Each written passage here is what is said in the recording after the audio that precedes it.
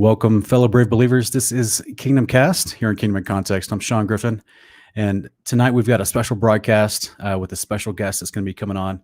So I'm excited to bring him on here in just a second. But first, I just want to thank everyone for joining us for this live chat tonight. Looks like we've got some familiar people in the chat. Callie J, Donna Flinke, Brights to Light, Unbelievable Productions, NEG, Cover to Cover, Jimmy Piers, Clayton Linhart, The Great Deception. Welcome, everyone. It's good to see everybody in here. Looks like a Coonhound Bear, AJ Howard, how weird, AJ how weird, Tony, Luke Anderson. Good to see everybody here tonight. All right. As always, folks, we just want to, like, share, and subscribe if the content is good for you. Okay. If you're learning anything from these podcasts, please share it on your social media. That's how we get around the algorithms of the suppression that's happening to a lot of the channels that talk about truthful ideas these days. So please consider sharing, and subscribing. Also, if you would, go to my recommended channels on my main channel, and you'll see 3 different channels. Please subscribe to all those as well. The last one is Kingdomcast, which is, you'll recognize the background that you see behind me. That's our secondary channel, where once we reach 1,000 subscribers, I'll be able to live stream from that secondary channel, and you'll be able to see this podcast from there. That's our goal. We're almost there. I think we're over like 600 in the last 2 weeks. We've gotten like 600 subscribers to that secondary channel. Everyone watching this, if you'd please go subscribe, you'd help us get to that 1,000, and then we'll do the podcast from there. And so that's it's one of our efforts we're trying to accomplish. But as always, I want to thank everyone that's already supporting us, not just with your letters, not just with your messages to us that are encouraging, inspiring, and telling us, how the things we talk about, how the scriptures we go over are helping you. But also, you guys are, supporting us through all the different means in the video description, whether it's PayPal or Patreon. We got our patrons are growing, and we're really, really happy that you guys are liking what we're doing, that you're supporting us, and you're making it possible for us to be doing this 5-6 nights a week. So we really thank you so much. But without further ado, I would love to introduce our special guest tonight. This is David Weiss, and he is, David, I think you're on mute. Yes. Let everyone know. Yeah, he's with Deep Inside the Rabbit Hole and the FlatEarthPodcast.com. And David, we're so glad to have you here tonight. Thanks, Sean. Glad to be here. Good to meet you and everybody in the chat. Yeah, I'm sure a lot of people have already seen him. They know who you are, obviously. And so for anyone that might not know who you are, you're going to learn today. So this is a gentleman that's done a lot of research into understanding the breaking past some of the mainstream indoctrination of the abundance of lies that have been told to us since we were children about where we live, and researching verifiable concepts that prove where we do really live, which in my opinion perfectly aligns with what we read from the scriptures about how the Creator made where we live. So tonight I invited David to come on, and we'll have a quick chat about this, and then we're also going to take some questions afterwards from the chat. So awesome. David, what would you say is like the number one thing you address when this topic comes up amongst people? What do you think is like the first and the biggest thing that you have to address? When the flat earth comes up? Yes. I love to hear what people's objections are. My favorite thing is to talk to people that think flat earth is stupid, and then they bring up all of their ridiculous ideas on why it's stupid. And it's the same thing. It's basically flat earth 101, which is, that's what I call it. It's just the same thing again and again. People say the same thing. Ships over the horizon, sticks and shadows. We'd be able to see Mount Everest. All the seasons only work on a flat earth. It's so amazing that before flat earth, I didn't know anything about the globe. I thought I did, and I'm just like everybody else. The people that defend the globe don't even know the globe model, because if you try to learn the globe model, then you'll become a flat earther. That's what I've noticed. And you know what, for all the audience watching tonight, I'm going to be using a lot of the terminology that David uses on a regular basis. But as those of you who've watched my channel for 2 years know that we rarely even use the term flat earth because of so much information about it that is wrong. So many, right. The mental programming, they want you to mock the idea. That's why I'm always using the term biblical cosmology. But for all the audience tonight, I'll be using the term flat earth as well. Well, actually, I've been trying to get away from the term flat earth. I call it the globe lie, because everybody, whether you're a domer, infinite planar, whatever you want, everybody knows it's not a spinning globe. That's a fact. Now, is the Earth flat? I think it's flat. I think that we're enclosed in a dome. I think we're on the same page there. And for all intents and purposes, it's a flat stationary plane. Could it be something else that we're unable to imagine? Maybe, but it's not a spinning ball flying through an infinite vacuum. Absolutely. I mentioned this a few nights ago, but you've never heard me talk about this. So when I was younger, about 4 or 5 years ago, and I was really delving into the whole concept of where do we live and what's the shape of it. I was managing a store, and I had a customer come to the store who was a professor of physics. And so while we're going through the sales process and I was getting to know him, I asked him, I said, have you ever heard in all of academia of a science experiment where they took a vacuum chamber and then took a ball inside of a vacuum chamber and started spinning it, and then had atmospheric gases attract to that ball while it's spinning inside of a vacuum chamber? And he just looked at me and he was like, that would be impossible. And I said, exactly. But that's where they tell us we live. Yeah, but so the baller argument to that is that ball isn't big enough to have gravity. So it's really not, I'm going to take the baller's argument side here. It's not a good argument. There's better arguments. Sure. Yeah. Yeah, it's funny to see the just even trying to probe his brain to think outside of what he's been taught. And he was like, wait a minute, he had nothing to say, really. It was kind of an awkward moment. But it's funny when you try to broach the conversation with people and you see where they're coming from, whether they have expertise in the sciences or not, and even the ones from my experience, many people that have expertise in any form of science, they're almost more dedicated to the model than the average person. Right. Do you feel that's true? What was the question exactly? That the people that are in different veins of science, whether it's astronomy or physics or chemistry, they're almost more dedicated to the globe model than just the average person. So education, which is really just indoctrination, is the Rockefeller-funded textbooks. These are the controllers of the world. What are we going to teach these peasants? Something that will make them question our power, or something that we want them to believe? So the people that can memorize and regurgitate the best become the new teachers. It's a never-ending lie that just gets stronger and stronger over generations. Yeah, that's what we see for sure. Yeah. So as we talked about before you came on, I do subscribe to biblical cosmology, and as my audience knows, we jokingly talk about being the firmamentalist idea. Just the idea of, we do believe that the Bible teaches a dome concept, but more than just the fact that there is a covering or an enclosure to us, but that there's actual shape and design to it as laid out in multiple scriptures, and that shape and design are clues to help us understand how, in my opinion, we could replicate that in a small model, or we could ascribe other observations from science, whether it's through magnetism or electricity, and reproduce that same concept on a much, much smaller scale, obviously. And so, go ahead. I was going to just say, for those of you that don't know me, before I was a flat earther, I was a heliocentric evolution believing, I believe the whole story, and I never really, I guess I never really questioned it. I questioned religion a lot. But then I discovered that we live in this intelligently designed place, which told me there was a creator, and then everything changed from there.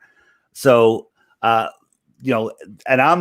I don't come from the Bible side. I don't oppose the Bible. My co-host Matt Long from Woketown, the Woketown channel, he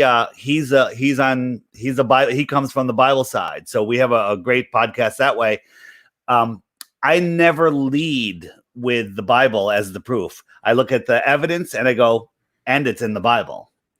So I kind of do it that way, because if you lead with the Bible, not saying there's anything wrong with it, all the Bible followers, you got them. But all the people that don't like the Bible, that don't believe in the Bible, you've lost them. But if you lead with the science, you can get everybody. And then you say, hey, by the way, it's in the Bible, you've lost nobody. So that one of the things that I do in my daily life when I talk about this subject with strangers is I always tell them, do you know what the Bible actually explains about this topic? And they always say no, and so then I always start with the firmament, because in my experience, it bypasses the traditional indoctrination of the globe, because they're always taught to look at the curvature. They're always taught to look at ships over the horizon, as you said. But when you go straight to the enclosure concept, and I don't use the term flat Earth, right? I just talk about the enclosure idea, because that's something that we can see tested on the Earth. I mean, there's a biodome in New Mexico, right? So they understand that idea of gas pressure and that there's systematic things made for the propagation of life in an organized fashion. And so then about midway in, that's when they start to think, oh, wait, are you describing a flat Earth? And so, but I've already got them down this conversation and they keep listening to me as I explain. And I always preface much of it with, whether you believe the Bible is true or not, I would just love for you to know what it actually says, and then you're better informed to make that decision. And because there's a principle in scripture that it's in Mark 4:14 where it talks about the sower sows the word, and the word being the word of God. And so therefore I try to apply that principle to show people, let's at least get straight what it actually says, because there's so much, deception there too about, people spreading misinformation about the Bible. And then once you know what it actually says, you may be in a better position to make a decision on whether you believe it or not. So that's kind of the way I approach it.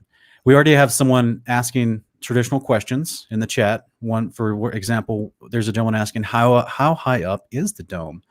And just real quick, I would say, Clayton, I'm not sure if you've ever read this scripture before, but in Jeremiah 31:37, it says that, thus says the Lord, if the heavens can be measured and the foundations of the earth searched out below, then I will also cast off all the offspring of Israel for all that they've done. So this is the Creator encouraging through the prophet Jeremiah to the people that he's not going to cast off rebellious Israel during the days that they were being rebellious. He's not going to break covenant with them. They're just going to be scattered from the land. They could still repent if they wanted to. And in that metaphor of him explaining that, he's saying, if anyone could actually measure the heavens, which is the dome, or the deeps of the earth below, which is something we're going to go over here in just a minute, then he would cast off Israel. So effectually saying a human cannot measure the depths of the earth or the heaven above.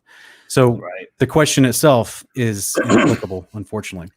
When people are trying to prove the earth is flat or the earth is a globe, for some reason, everybody looks up at the lights in the ceiling and says, is the floor, the lights are round, so the floor must be round.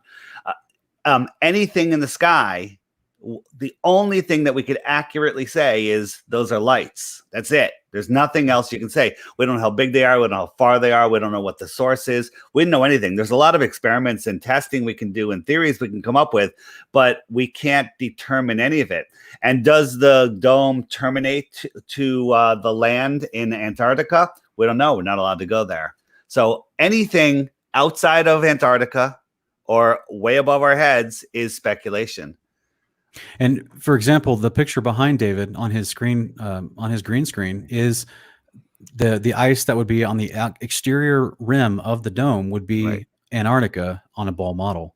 So imagine just taking the bottom of a globe where Antarctica is and flaying it open like you're peeling an orange, and then just pulling it up into a flat map. Yeah, for those of you that are just looking for ways to describe the flat Earth or don't understand it yet, the way I like to explain it is, we live in the Antarctic basin. Basin is just a depression, okay? And that depression is filled with water, and there's islands.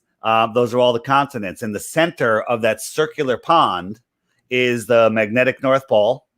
Our compass points towards the North Pole. And if we try to go west, we don't go in a straight line. We have to go in a circle equidistant from that center to continue west. And that's how you circumnavigate west and east. But south is any direction. If this is the North Pole, that's south. That's south. That's south. That's south. And no one's ever circumnavigated going south. So if you had a big lake in Kansas with a bunch of islands on it, you can sail all around those islands, 2 different directions. And then if you sail away from the center, eventually you're going to hit the edge. You're not going to fall off. The water isn't going to spill over because there's land. And what's beyond Kansas? We don't know. We're not allowed to go there. Yeah. So it's that simple. Yeah. It's and that's, a lot of people are not aware of the Antarctic Treaty, and that is enforced by the militaries of multiple nations and has been for over 40 years. And it's a very auspicious treaty, since it's the only one in history that's never been truly broken. Well, there's a couple of reasons it hasn't been broken. One is it's a very strong treaty. I mean, to go to Antarctica, first you need millions and millions of dollars, and you have to put up hundreds of thousands, if not millions of dollars in permit fees that take forever, might be denied, and they keep the fees.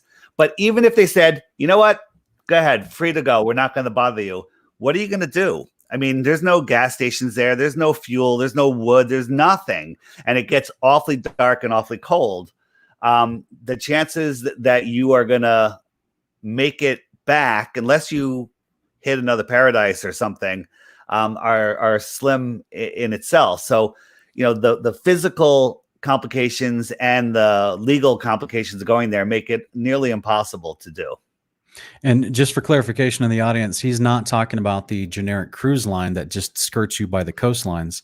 He's talking about truly an inland exploration of the actual land itself. And that's what you're not allowed to do without military permits, which he just explained are nearly impossible to achieve. So this is where there's a lot of people that claim they've been there to do certain things, and you start to investigate to try to find validity of those claims. It's really hard to do, or they know someone really high up in the elite, and that's another red flag too. Yeah. So to go to Antarctica, just to go to the shoreline, see a couple penguins, they say, hey, here's the North Pole, but it's really just a pole stuck in the ground with a ball on it.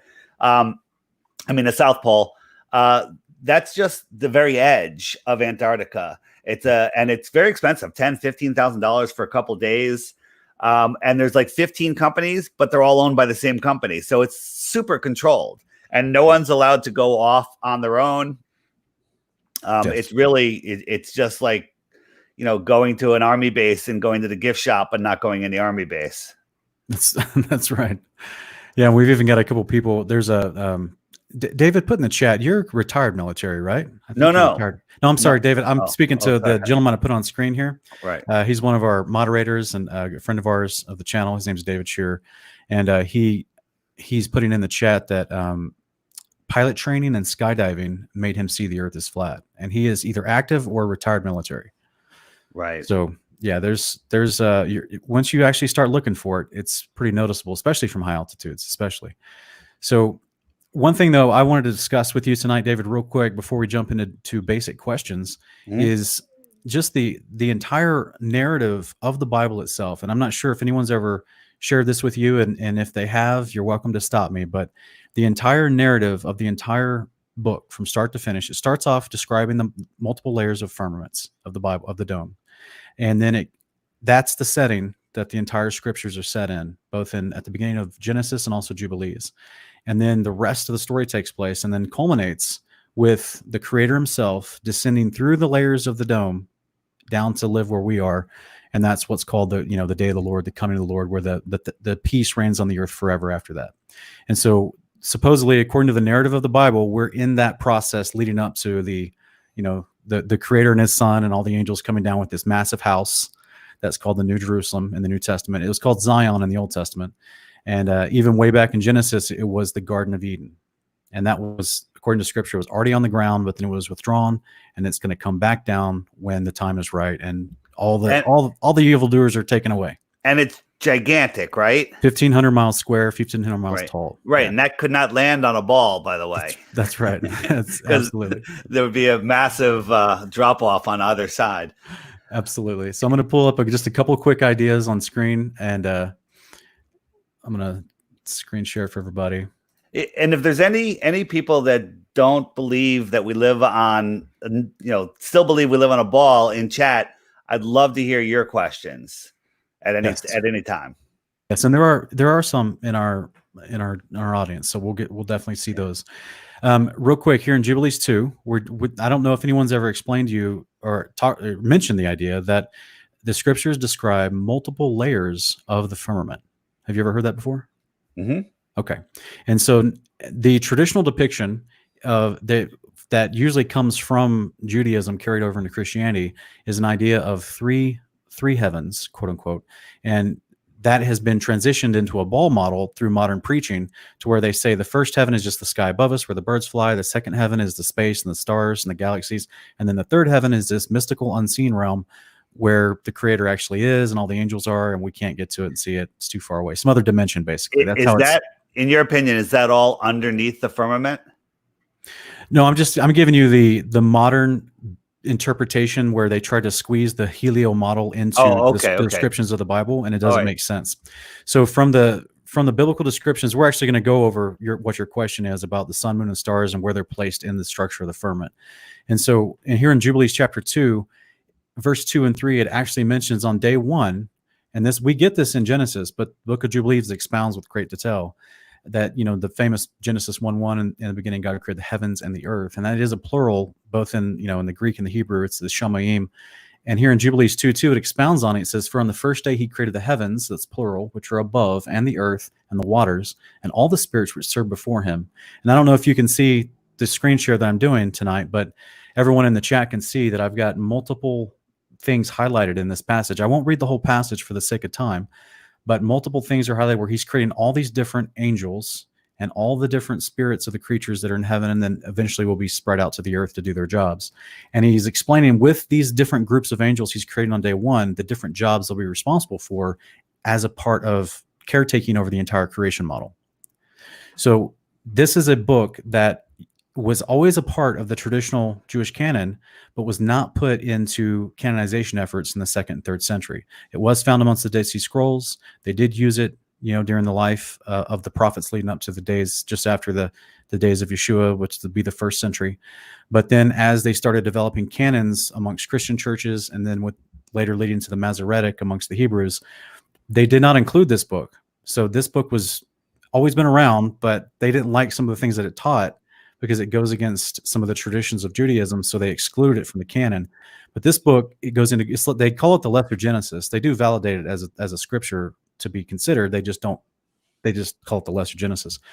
So it goes into great detail about events that we don't get lined out. We just get briefly mentioned in the book of Genesis, and when it comes to the firmament, it goes into great detail. It's pretty amazing book if you've never read it. And so next, of course, I've got on screen Genesis 1:6-8, and I have highlighted here a certain little phrase in verse 8 where it says, "And God," that's the creator, is called the firmament heaven. And this is in Christendom, or at least most modern churches, most believers I grew up around and try to talk to this concept about. This is the most overlooked little phrase in the entire scriptures, because they think heaven is this ethereal cloud world that, is just full of ghosts running around up there, right? But according to the definition that is given in chapter 1, the firmament structure that is being described is given the name of heaven. So therefore, going forward in the Bible, the 400 plus times in the Old Testament and the additional 100 plus times in the New Testament, you see the word heaven used. It's referencing some aspect of this structure. So you've literally got several hundred times that this structure is being referenced in the Bible, and it just flows right by people. They don't get it. And so this is what I think is like laying this groundwork for a person when I'm trying to open their eyes to seeing just how much the Bible is talking about this the whole time. This is a huge one for me to share with them. Here in Deuteronomy 10:14, it says, "Behold, to Yahweh, your Elohim, belongs heaven and the highest heavens, the earth and all that's in it." So even in this short little passage here in this prayer of Moses, he's actually mentioning not just one heaven, but multiple heavens, the highest heavens.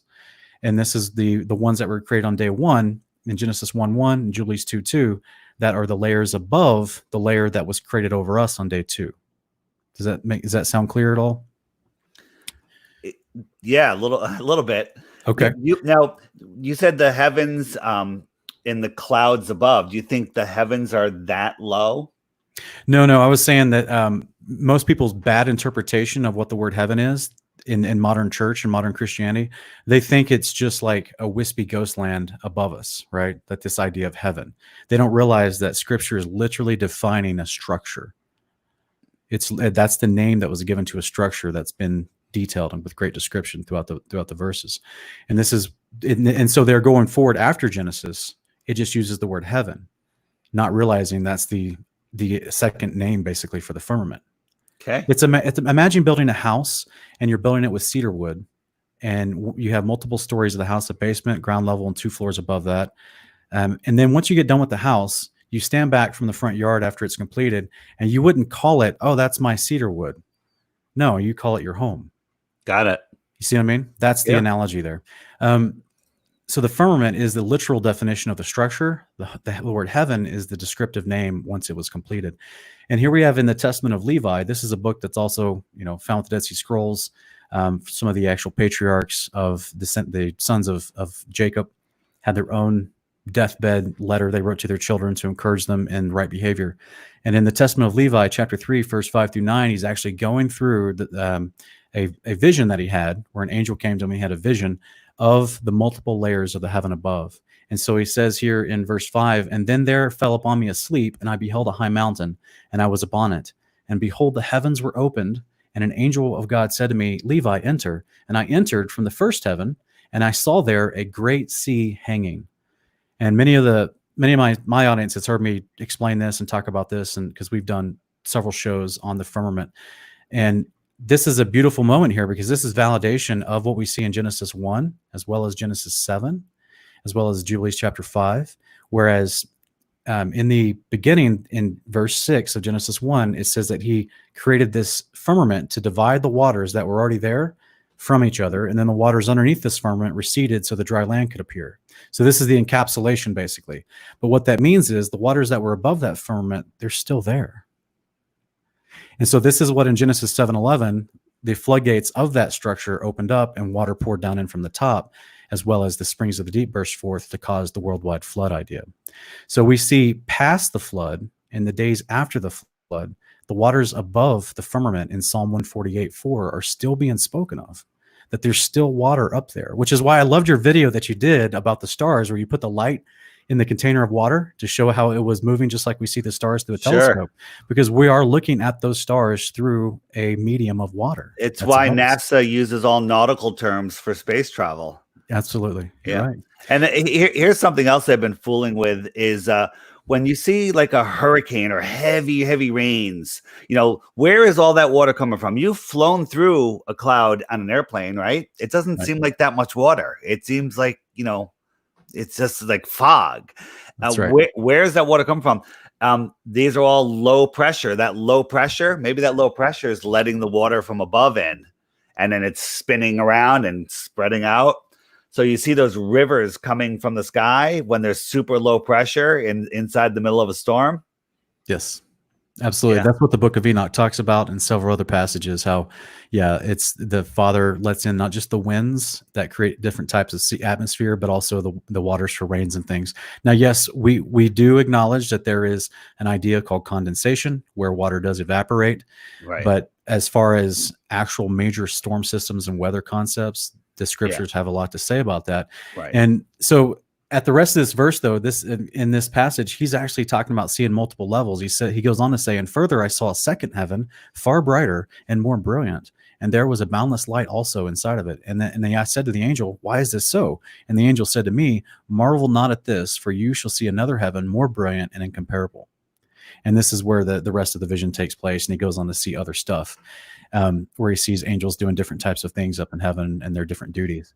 So this is just another quick passage of multiple levels of the heaven. Here's also another text that wasn't put in the American Bible, but it was included in like the Armenian canons and part of the ancient Jewish literature. It's called the Apocalypse of Abraham. And this is in chapter 19, where he says, while I was yet speaking, this is basically Abraham in the moment with Genesis 15, where he's doing that altar sacrifice, and he sees a vision, and God gives him the covenant promise that I'll make your descendants great. And so this is what the Apocalypse of Abraham kind of expounds on with great detail, is what he actually saw during that time. And he says, and while I was yet speaking, the expanses opened, and there below me were the heavens, plural. And I saw, he's having a vision, obviously he's not really there. And I saw upon the seventh firmament, upon which I stood, a fire widely extended, and the light which is the treasury of life, and the dew with which God will awaken the dead, and the spirits of the departed righteous, and the spirits of those souls who have yet to be born, and the judgment and righteousness and peace and blessing, and an innumerable company of angels, and the living ones, and the power of the invisible glory that set above the living ones. He's just describing all this unique stuff he's seeing on the seventh level of the firmament. And he says, and I looked downwards from the mountain on which I stood. So now he's telling you he saw a mountain on the seventh level of the firmament. And this is what the book of Enoch talks about as well, that there is actual land, water, trees, rivers. There is more livable land on the multiple levels above us. And he says, I looked down from the mountain on which I stood to the sixth firmament, where there I saw a multitude of angels of pure spirit without bodies, whose duty was to carry out the commands of the fiery angels who were upon the seventh firmament. So apparently he's looking at like multiple layers of interaction between two levels. And he goes on to say, and he commanded that the sixth firmament should be removed from my sight. And I saw there on the fifth firmament the powers of the stars, which carry out the commands laid upon them, and the elements of the earth obeyed them. And so we see this validated in the traditional scriptures that we've been given in the American Bible in Job 38, verse 31 through 33. We see this idea of, can you bind the sweet influence of the Pleiades or loose the bands of Orion? Can you bring forth the Mazzaroth in its season? Or can you guide Arcturus with his sons? Do you know the ordinances of heaven? And can you set their rule over the earth? And so what not only the book of Enoch, but what we just read from the Apocalypse of Abraham is that the stars were created on day 4 in Genesis 1. And the way that they're set up, like it says, the sun, moon, and stars are for signs, season, days, and moedims and different things like that, that they are connected with what's going on the earth down below. And what we just read up from Apocalypse of Abraham chapter 19 was that the stars are in the 5th layer of the firmament. So this is where it gets interesting, because I know that there is a rather popular group of people out there that teach about the firmament, but they think the sun and moon and stars are all underneath one layer of the firmament. Have you seen my video about how eclipses happen? I don't think I saw that one yet. Yeah, so the idea is that there are levels of firmament, that the sun that we see is within our firmament, but it is from a source above our firmament. I don't know how many levels above, maybe 1. So if you get a glass dome and you hold the light above it, you'll see a sun, a ball of light inside that dome. So perhaps the sun that we see is the focused point of light that we see from our perspective. Everybody sees the sun and the moon in a different position in the sky relative to their own position. This can be proven. And I don't believe the sun that we see is a physical object at all. It is a focused point of, for lack of a better word, energy, information. The sun is the source of all life. It powers everything. So the sun is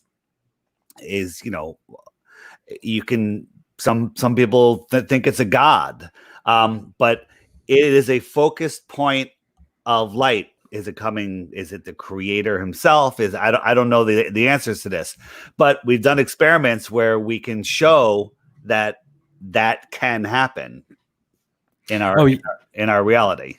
Yeah. You can have a light source outside of a glass or crystalline structure light source, and it can not just the heat can go through, but also the light can look like it's reflected. I was at a conference in Las Vegas, and it was about 3:00 in the afternoon. I'm sitting outside by the pool, and the hotel I was in was pure mirrored. It was a mirrored glass building. And so the sun's over there on my right, beating on the right side of my face. I could really feel it. But the sun was also bouncing off of the windows, hitting the left side of my face. And I could see the sun over there in the reflection. And I look at the real sun, and I look at the reflecting sun, and they looked exactly the same. Like, if I didn't know that was a building there and I just saw the mirror, there wasn't like window frames. And then I closed my eyes and I couldn't tell if they were both the same temperature on my face. Right. And so one's a reflection. So that is proof right there that they can both be reflections. You've seen the images of the double suns, I'm sure, right? Yeah. Yeah. So I've always wondered if that's one of those reflections that we're seeing in the right temperatures, is basically the sun in its layer of the firmament actually bouncing a reflection off of the contained firmament that it's within. I think with all the different atmospheric conditions, all the the stuff that's being sprayed in the sky, and different places that you might get it where you see it manifesting in more than one spot. It's the same source, but you're seeing it in different spots. Whether it's a reflection, when you're looking through a window, sometimes you see two suns, in the window because it's a double pane window or whatever. Absolutely.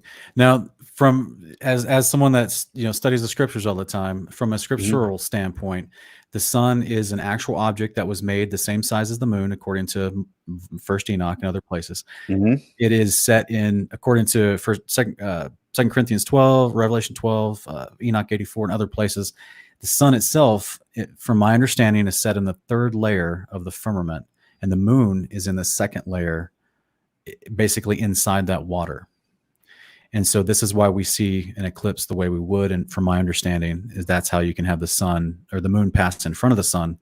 And then the stars are in the 5th layer. I don't know if you can see this graphic that I put on screen here, but I can. Okay, and so that's it's a crude depiction. I'm not the best with graphics, but it's showing the multiple layers of the heavens, the stars in the fifth layer, the sun and moon and their respective layers, encircling above the earth, and then the actual water that's still up there, which also encases down below for the rivers of the deep and all around us. And then, as you can see, the kingdom of heaven that is promised to actually descend to the earth through these multiple layers, according to Scripture, is presently in the third layer also, but in the center, basically. So it'd be within within the rotation of the sun. You know how a minute ago you said when the moon passes in front of the sun, there's no evidence that the moon is causing the solar eclipse. No one's ever seen it approach or exit, after it's not in front of the face of the sun. Now, if you track the moon, the moon and the sun move at different speeds, it sure looks like it should be the moon. The moon is in that area at that time, but no one's ever seen it. Like when the moon goes to a new moon, the earliest anyone's ever seen it from anywhere, even from a high-flying aircraft, is 40 hours later. It's almost 2 full days. So can I play a 1.5, 2 minute video? Sure. And what you were just saying, I actually, even though I showed you a brief model from Scripture, I actually agree with you.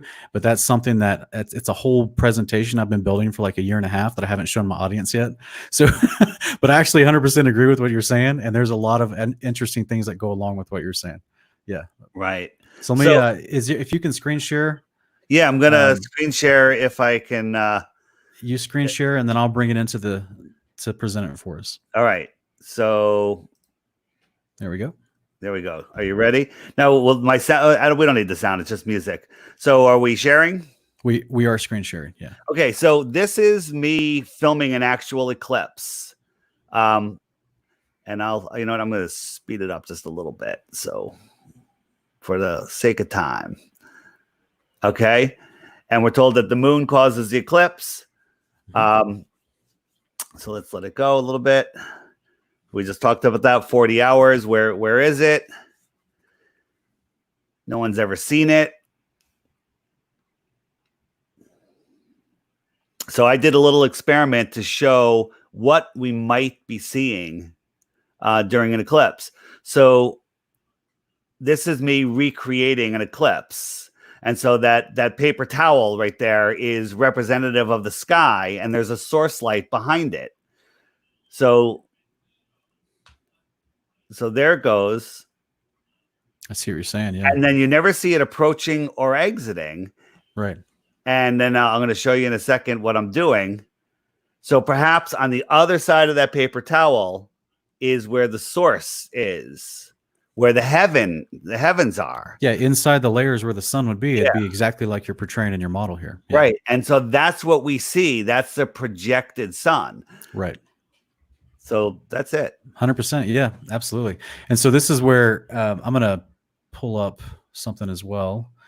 And to share this, well, let me take this down, pull up something else because of what I was talking about, the idea of the way that they're described in their perspective layers.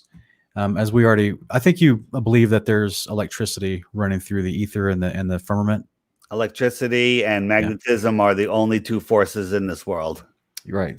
So this is just a small little video that I was trying to show people an idea of how their lights, like we were talking about, like the sun and moon are just lights that shine down on the earth. But this is an actual home experiment that someone's done to actually show, let me go back to this screen here, that alternating current can electrically charge a container of water and then light up a light. So without having something plugged in through direct current, just through the ether of alternating current, it can light up something. And this is what I try to show in this little video here. There's some cinematic effects I got mixed in with it, but the experiment's coming up here. So they're charging the water with electricity, and then they're going to stick a light bulb into that charged water, and it lights up the light bulb. And so this is what I think is happening with the moon and the sun. Well, specifically the moon as well, because I think it's plasma.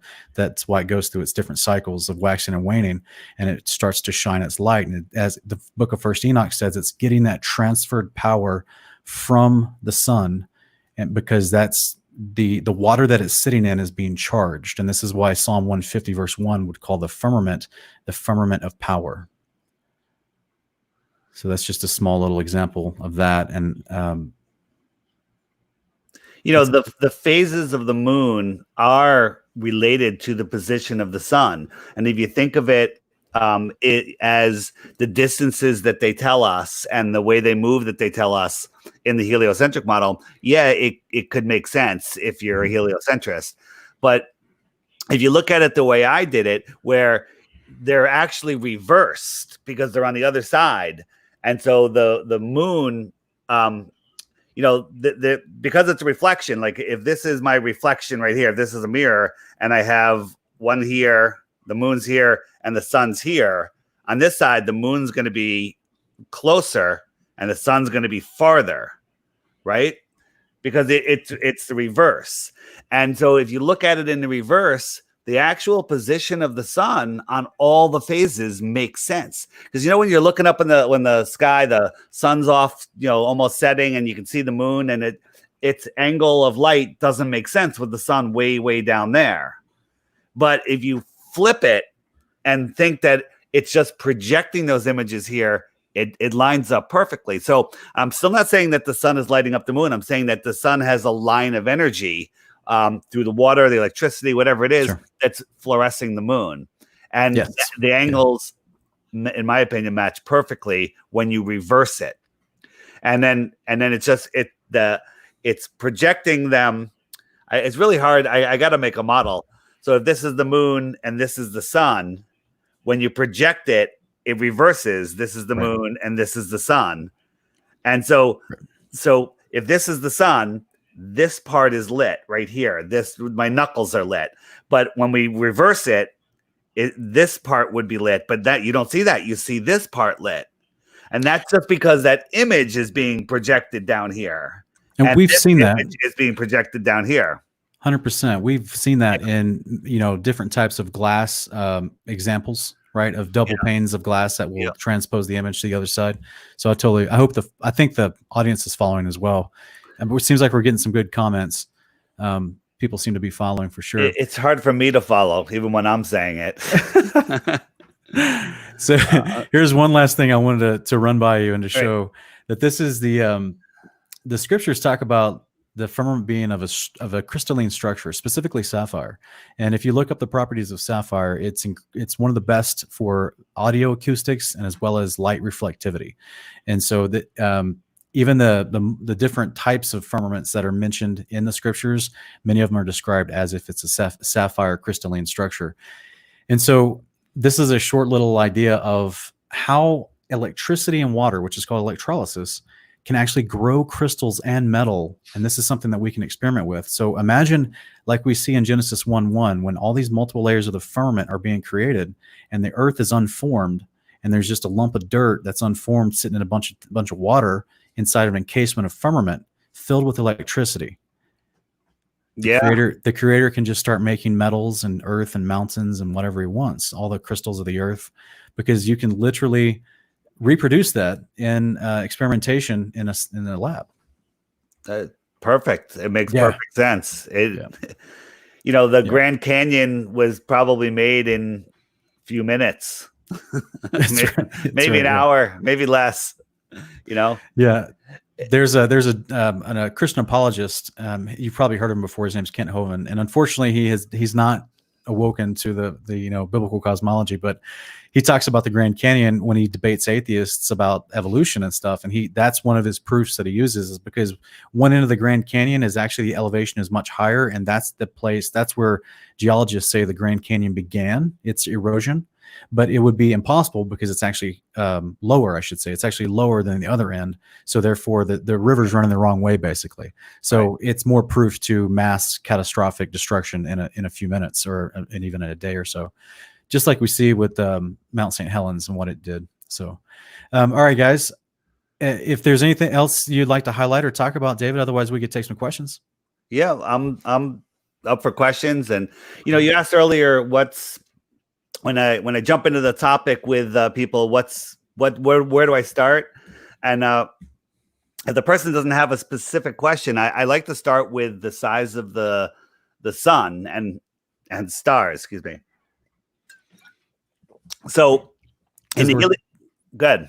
I was going to say, because we're traditionally taught that the sun is 1 million times the size of Earth, right? And 93 million miles away. Yeah. So we've all seen the model of all the planets and the stars and the sun and how small our sun is compared to some other suns and whatever. So if you look at one of those yoga balls this big, big gym yoga ball, that's the sun. If that's the sun, how big is the Earth? The size of like this. It's a little microscopic. It's a pebble next to that. So you're standing on that pebble, right? You're standing on that pebble, and the sun is just a mile above your head. What are you going to see when you look up? It's going to fill the sky horizon to horizon, right? We all agree. I'm just talking scale here. So the sun's a mile above your head. It fills the entire sky horizon to horizon as far as you can see. That's your model. So now we're going to take that sun that's filled the entire sky, and we're going to move it 93 million miles away. And it reduces from the entire sky to the size of a nickel held at arm's length. Right? Right. If you held a nickel up at arm's length, the nickel, dime, quarter, whatever, that's the size of the sun. So it reduced that much. The entire sky, horizon to horizon. Most people don't even really realize what the entire sky horizon to horizon is, because they're always got something blocking them. But that's right. So that's massive to the size of a nickel at arm's length. If you doubled the distance, how much smaller would it get? This is where they short circuit. This is where their brains stop being able to function. And they're like, well, it got from the entire sky to the size of a nickel. We're going to double the distance. And before they answer, I go, 8 times the distance. 8 times. Could you see it? And any logical, honest thinking person would say, no, you can't. Right? Because its angular size is too small. And we can get into the angular resolution limits of your eyes, but that usually they can't handle that. That's, how far that is, 8 times as far. That's 1 light hour. Okay. The closest star is 4 light years away. Okay. I can't even do the math in my head to tell you how many more times farther that is. And we're told that many of the stars that we see are the size of our sun. Some are bigger, some are smaller, but we're seeing them. I don't care if it's 1,000 times bigger. You can't see it at those distances. It makes absolutely no sense. And this is where they're like, well, they start making up excuses. It's going through space. It doesn't shrink anymore. You can't prove it. It's just like, and yet no one talks about how Arcturus being closest to us, yet you look at Andromeda, which is supposedly 20 plus million light years away from that, and yet they're the same size in the sky from our perspective. That shouldn't be either. Yeah, and most of the stars are pretty much the same size. So their argument to that is, well, they stop reducing at a point and they just remain a pinpoint of light, no matter how far away they go, which is just intellectually dishonest. So I start with that, and then if they start scratching like, well, wait a minute, then we'll go on to something else. And I basically give them a whole bunch of things that literally fry their brains, and either they don't come back or they say, all right, where can I get more information?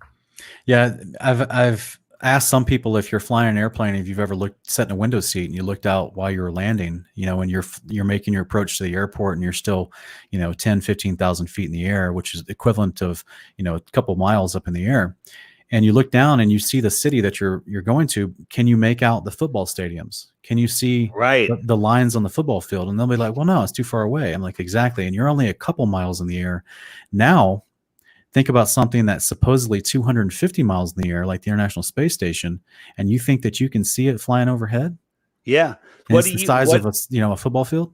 So there's 2 things. There's 2 things that we see when we see the space station. Have you seen the space station transit from horizon to horizon? Have you ever tracked it? Like, hey, we're going to get a flyover and gone out and looked. I recommend that you do it. Get an ISS tracker, and if you're lucky, you'll have a clear night, evening, and it shows up right on key. It's the brightest, biggest star-looking thing in the sky, brighter than any star. And in like 2 minutes' time, it crosses your entire sky and goes off into the distance. Now, if you're a heliocentrist, you're going to think it's doing an arc. If you're a non-heliocentric thinker like we are, you'll see that it's going in a straight line or going level over the Earth.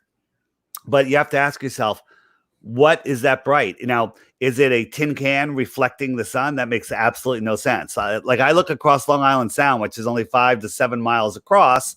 I can't see cars. I can't see them reflecting light or anything. The angular size of the ISS at 10 miles is too small. That's right. To see, if you look at a 747 at cruising altitude, which is about 5 miles, it's a size of a small eraser held at arm's length, right? Double it, it's gone. Okay, right. Let alone the density of the atmosphere, because at 5 miles, it's light gray. You can barely see it. So at 50 times higher, you can't see it. It makes absolutely no sense. But some people say, well, what about the pictures? We've taken pictures. And when it transits the moon or the sun, that's a polar trick that they're doing. And they're hoping that we catch them. They have drones up there or an airplane, and they fly it on a very specific schedule. And they're hoping that somebody films it crossing, and it has its little H shape. It's very, very easy to do. The retrofitted U-2 spy plane. Yeah, it could be anything. It could be a drone. It could be whatever. And then if you look at the trackings of them, it's going from town to town to town to town, and then it stops. It's like, what happened to the next town? Why did it stop? Why don't they get to see it? Whether they have to go get more fuel, it's the end of their trek, or whatever. So there's two different things there they're doing to deceive you. I think this is just speculation. As I said earlier, anything above our heads is it's a light. I think it's a luminary, like the wandering stars, which are also known as planets in the since the 1900s. I think it's a returning luminary to Earth. The returning of the gods, or whatever you want to say it is, whatever these luminaries are, it's back, it's here, and it has its orbit, its path that it takes. I've never heard that. Interesting. Yeah. I have a video somewhere on my channel showing the path of the International Space Station and some other luminaries, and they're very, very interesting. Well, I do believe that they can put things up there in quote unquote orbit, right? To go above the circle of the Earth at a certain altitude for long periods of time. So what would stop something else with higher intelligence from doing the same thing? It's an interesting thought. Sure. There's the HAPS program, which is these high flying solar planes that can stay up there for a year, maybe more. Those things could be, doing whatever. There's also, about all the balloon programs they have up there. So who knows? These Elon Musk, Starlink satellites, those could just be solar planes dragging, whatever behind them, a long line of lit up things. That's right. Speaking of balloons, that's one of our first questions to you, brother. Shoot. Is Clayton Lenhardt's asking, have you watched the live weather balloon videos that go up to 90,000 feet and seen the curvature? No, have you? Yeah, I've never seen it. In fact, there's so many of them like some going up to 110,000 feet. 120. 100, yeah, there's even one that's gone. And the videos that they're using, the actual curvature keeps shifting, and whether it's concave, convex, and flat, because they're using a curved lens for their camera. Right. So it's, yeah. So he's already got it. 120,000 feet. And it's flat. That's good. It's not using a flat a fisheye lens. When NASA shows us their stuff, which is higher, it concaves and it bends back and forth. And when you're up that high, the camera's moving around. It's very difficult, but it's flat. How they say the horizon rises to eye level? It never rises to eye level, because it keeps having, the higher you go, the farther it goes, but you can't see all the way there. It gets, the light either can't make it to your eyes, or the atmosphere is too thick. So it never really gets there. It's always just below. Probably you can't even measure it, but it's just below your eye level. But we'll call it eye level. And what's interesting about your picture behind you is that Mhm. if you look at the land and the water in the picture Mhm. and see how small it actually is, and then you go back and you look at the pictures from the Star Lab from the 1970s and early 80s, Mhm. it's the same height. It's the same proportion of diameter. And because what at 120,000 feet, what is that, like 21 miles? And they're telling us that the ISS is at 250 miles up. Yeah, it's Yet, crazy. yet the proportion of the land and water looks exactly the same, even though there's a difference of 200 miles. So there is, like you were talking about, angular resolution, the way that things shrink as you get further away from them. We do not see that with when you compare pictures of high altitude balloons and former NASA photos from 30 years ago before they got better at their deception. So it's just another way to catch them in their lie. Looks like we have another question here. It says, why can't we see stars in high altitude balloon footage? Yeah, so that is something that has blown me away. We sent up a balloon at nighttime in the desert, and the stars all disappeared. You figured the higher it gets, the clearer it's going to be, and the more stars that you see. And I've said, the stars and moon and sun that we see is all relative to our position. For some reason, when you get up, to 20, 30, 40, 50,000 feet, the stars are just disappeared. When I was excited, I was flying at nighttime to Hawaii, and I'm like, this is great. I'm going to see the most amazing stars. And I looked out and I saw like 5 stars, 5 maybe. And I think some of them might have even been planets, whatever planets are. Yeah. And I was like, oh, it must be too bright in the plane, but the plane was dark. It was like, and I'm looking out there. I'm like, well, it must just be the glare in the window. This is long before I was a flat earther. And I was kind of disappointed that I couldn't see. And I'm like, oh, my eyes aren't adjusting. I had a blanket over my head. Nothing worked. And they disappear. So I think that the stars that we see are way, way closer. My personal feeling, not saying this is the truth, that the stars are sentient. The stars are source. They're, for lack of a better word, I'll call them angels. It might not be the right word. They're there was a channel called Stars Are Souls when I first got into this. I remember that. Yeah. And he was a good guy, and that makes a lot of sense to me.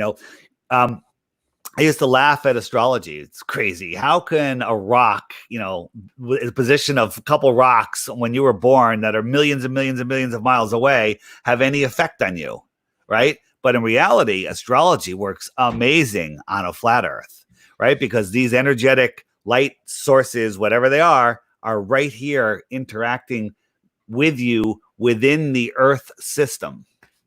And while I don't personally, unfortunately, the word astrology gets taken into a whole bunch of different veins that many, Bible believers would not attest to.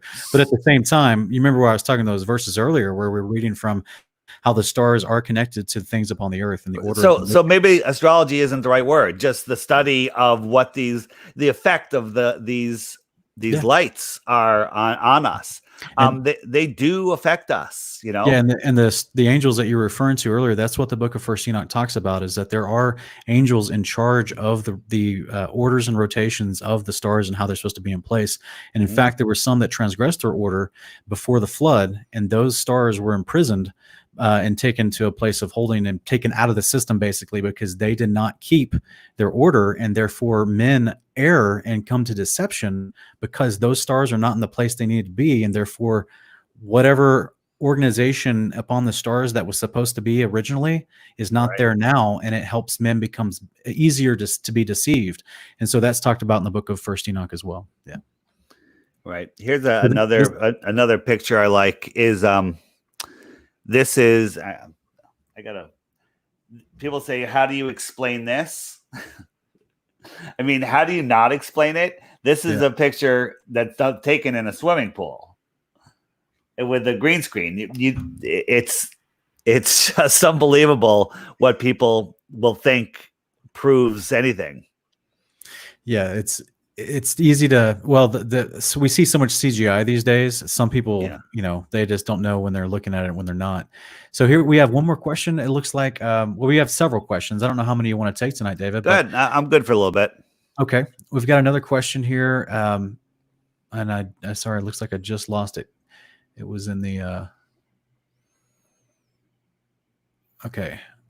It's Kingdom Truther asking, I believe flat Earth, but why do some airline pilots argue that they see the curve when flying? I could answer that really easy. P-Brain has done a bunch of good videos on it. One, they're looking out of a curved glass that's at an angle. Okay. So everything they're seeing is not exactly where it is. And one thing that you do see, the angular resolution limits of our eyes, perspective brings the sky and the ground together at a certain distance. The higher you are, the farther that distance is.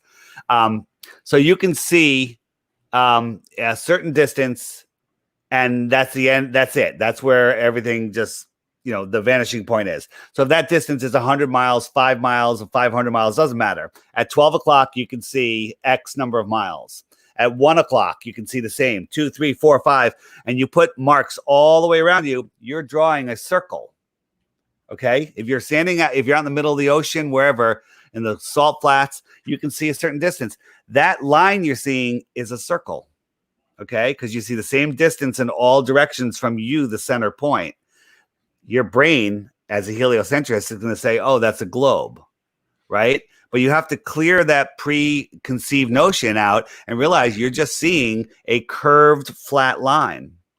And your brain is making the ball. I took a picture of my dining room table once, and it was great. And it's like you could think it's a ball if you didn't know it was a table, just because of the curved edge.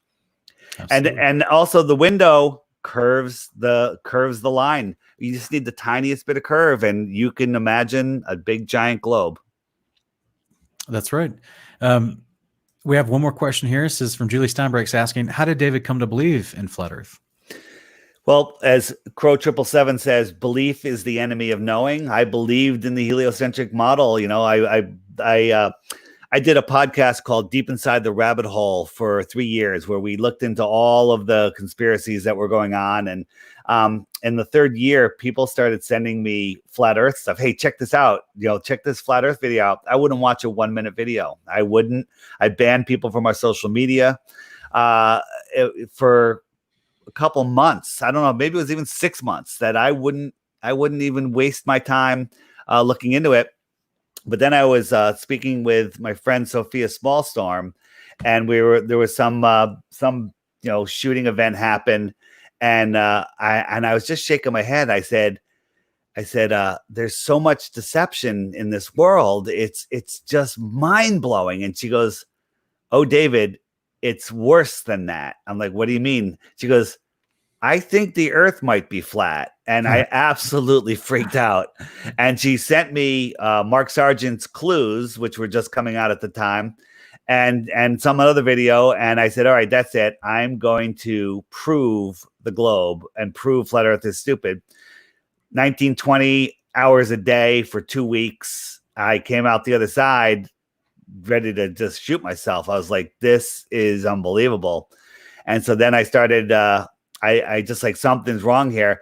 So back then, it was before Google Hangouts. We had we had private Skype group calls, and there was a whole bunch of people looking into flat Earth, and we were talking.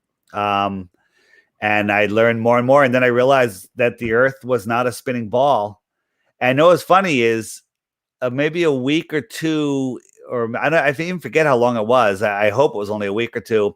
They started talking about something about the moon. And I was like, wait a minute. You don't think we went to the moon? I was a flat earther before I realized that the moon hoax is complete and total nonsense. And everybody on the call just stopped, and they're like, really? And then I was like, oh, I never looked into it. I grew up with the moon landings. And then it took me almost 10 minutes to realize how ridiculous it is. All you have to do is look. People just are afraid to look. They don't know there's a question. Yeah, that's a poignant statement for sure. So David, you've probably heard people talking about, from biblical cosmology idea, about prophecies about the stars falling to the ground in the future. Made no sense in a heliocentric model, makes perfect sense in a flat Earth. I think Isn't it that might be wild? happening now. NASA's reporting that there's like 100 stars missing. I don't know. I don't take my sources from NASA, but we certainly don't see the stars that we used to see. Yeah, that's right. In fact, I have that on the screen here. This is the famous verse, and it's actually also in Isaiah and Book of Revelation, but this is Jesus of Nazareth talking about it as well, and Matthew 24:29. And the reason I'm going to mention this is right after this, I'll couple it with something else that it talks about. It says, but immediately after the tribulation of those days, the sun will be darkened, the moon will not give its light, the stars will fall from the sky, and the powers of the heavens, remember that's the word firmament, the powers of the heavens will be shaken. And so we have actually a similar prophecy, or not a similar, a complementary prophecy in Jubilees chapter 19, where you have Abraham is blessing Jacob. And he says to him, and all the blessings wherewith the Lord has blessed me and my seed shall belong to Jacob and his seed always. And in his seed shall my name be blessed, and the name of my fathers, Shem, Noah, Enoch, Mahalalel, Enos, Seth, and Adam. And these shall serve to lay the foundations of the heaven, and to strengthen the earth, and to renew all the luminaries which are in the firmament. So this is a unique concept because there's no reason to renew something if it's not broken, right? There's no reason to fix it. But that's what's through other prophets in time is talking about when this big day happens, when the Creator brings his house down to the ground, everything's going to be messed up. And this is why I always love to say that, whenever that day happens, there'll never be another atheist again. And everyone will all instantly know that they're in a big room when they see the firmament being rolled back and a big piece of land coming down through the middle of it. So that's where, until then, we're just fighting the good fight of trying to get the truth out of the observable things that we can observe and test around us. And what's been so fascinating on this journey, that I've been studying on it, is to see how many people have never questioned, like you said, they don't even think to question or ask the questions. They've never questioned what mainstream science has pushed in their face and said, we've already tested this. We've already come to a conclusion. This is what you need to believe. And then the people afterwards never test it themselves. People think that other people tested it. They think that they know, who figured out that the sun, the size of the sun and the distance of the sun. And if you know the story of how they did it, it's absolutely ridiculous. It starts with an assumption, right? And then it uses that assumption and starts doing multiplication and division and, angles. Makes no sense. It's just an assumption. So you can change it. Again, it's easy to believe. I sometimes I do an interview when I'm on a new audience. I tell people I went to medical school for 3.5 years and I realized allopathic medicine was nonsense. And I dropped out and I found I started looking into healthier ways to live. And then a couple minutes later during the interview, I talk about belief being the enemy of knowing. And I say, you guys have beliefs. You believe I went to medical school. I didn't. Right. And because I told you, you put it in the I believe it. And now you have a belief, right? Because I seem like an honest guy. I am an honest guy. I hate even doing that example because I hate lying. But if you wanted to find out the truth, you have to find out, all right, you got my name. Where do I live? Where do I go to school? You got to call school. You got to figure out something. You're going to spend weeks trying to find out if I ever went there. That's a lot of effort. People barely have time. We live in the age of the Twitter mentality. If it's over 240 characters, you lost them. So that's right. Yeah. So, since I started studying flat Earth, I've studied more than everything else combined in my life. Everything, all my schooling from beginning to end, I've done more flat Earth studying than anything else. And that's the only way to learn. That's the only way to learn. Do I know everything? No. Do I know we don't live in a spinning ball? Absolutely. I remember I was in my job where I had other, employees working around me in this retail position. And during our downtime between customers, I would be on the computer looking up flat Earth related information, right? Studying. And I remember one night I was looking up noble gases that are lighter than supposed gravity, right? The ones that just rise and ignore the downward pull. And this one of my coworkers saw me. He was like, "What are you doing? Are you taking a chemistry class?" And I was like, "No, man, I'm just trying to figure something out." And he's like, "Yeah, but why? Are you enrolled in school this semester?" I was like, No, I'm just trying to figure this out." He's like, "Why?" I said, "Because I think that we're enclosed in an atmosphere, and that's how we have atmospheric pressure with these gases that ignore gravity." There's a new series on Netflix. Let's go watch that. No, right? Exactly. He was like, "Have you seen Game of Thrones recently?" And I'm like, "No, I've been studying this stuff, man." So yeah, I totally understand. In fact, we have someone else in the chat that kind of parrots your frustration, David, where he says, as James Carter is saying, I'm oh so glad that I see this deception. I had the ball belief bad, boys, to the tune of 30,000 worth of astronomy equipment and a truck to transport all of it in. I grieved hard over this. Yeah. Yeah. You guys got to see on my, have you seen my rockets are balloons videos? I haven't. Do you have a clip you want to show? Or? Oh man, I could pull up something. Give me a second. And so I have a lot of evidence that rockets, the big rockets that we see, there's lots of different deceptions that they do when they launch a rocket, and that they're actually helium filled blimps, rocket assisted blimps. Mm-hmm. Which would explain how they can so gently lift off the launch pad. Right. And it's what the space shuttle, it's why it rolls over, because the space shuttle balloon part is heavier than the external blimp. Yep. I have a whole bunch on my channel. There's a playlist called Space Balloons or something like that. But let me share my screen, and we could take a quick look. Do you want to do that? Absolutely. Yeah. Okay. Share application window. Let me do this. And to try to catch up some of the people in the audience that may be asking, because many times when we're like, if you see a homemade rocket from an amateur, the moment they light it, the moment that ignition kicks in, that thing lifts off the ground at an amazing, it screams off the ground. The baller argument for that is this is much heavier. So you can see my screen, right? So this is the space shuttle taking off, and watch the number of edits. It's always the same. So it's about to take off. There's an edit, and there's another edit, the third edit, fourth edit, and it goes on and on. And then we're going to go back. So this thing weighs 4 million pounds, I believe, fully fueled. Okay. Right. So it's just about to light its engines, and watch what happens. Watch what happens. A little bit of thrust. And so think of this. It goes up. Watch, it goes up. This is slower, and then it comes back down. Yep. Okay. So this is in real time, and it just, you don't move 4 million pounds in one direction. And okay, all right. And then the other thing is, I'm going to pause it here. See this fence right here?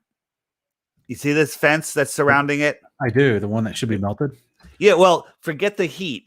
Have you ever seen what a hurricane at 150 mile an hour does? The damage, then you take a high powered twister, a tornado, which is maybe 300 miles per hour. It will bend metal. It'll splint. Right.